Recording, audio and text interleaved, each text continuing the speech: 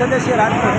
આજે રાજકોટ તાલુકાના કસ્તુરબા ધામ ખાતે જે આવેલ ત્રિવેણી સંગમ કે જ્યાં અત્યંત પૌરાણિક સ્થળ છે અને ત્યાં શ્રાવણ માસમાં હજારો શ્રદ્ધાળુઓ સ્નાન અને દર્શનાર્થે આવતા હોય છે અને જ્યાં એક પીપળો વાવેલો છે કે જે પાંડવો દ્વારા વાવેલો છે અને મોક્ષ પ્રાપ્તિ માટેનું જે એક અહીંયા કાર્યો થાય છે કે જે પિતૃના મોક્ષ હોય એના માટેનું અહીંયા હવનને કાર્યો થતા હોય છે।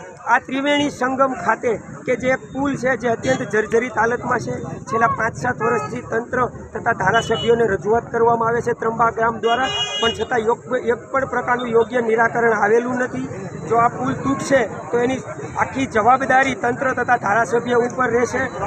આજે અમે ત્રંબા ગામ તથા આજુબાજુના ગામ લોકો કે જે અહીંયા મંદિરે સેવામાં આવતા હોય છે એ બધાએ નક્કી કર્યું છે કે ભાજપના કોઈ પણ આગેવાનને ત્રંબામાં પ્રવેશવા દેવામાં આવશે નહીં।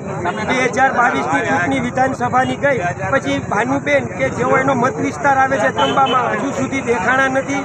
પોતે કેબિનેટ લેવલના મિનિસ્ટર હોય અને જો આવું એનાથી નાનું કાર્ય પણ ન થતું હોય તો અમે આજે ગામ લોકો દ્વારા ભાનુબેન કે જે ગુમ થઈ ગયેલા છે એવા પોસ્ટર લગાવેલા છે અને ભવિષ્યમાં એને પ્રવેશ બંધી કરવામાં આવશે, જેની બરોબર અમે નોંધ લઈ છીએ અને જે કોઈ ભાનુબેનને ગોતી આપશે એને ત્રંબા ગામ વતી 21,000 રૂપિયાનું અમે ઇનામ આપવાના છે।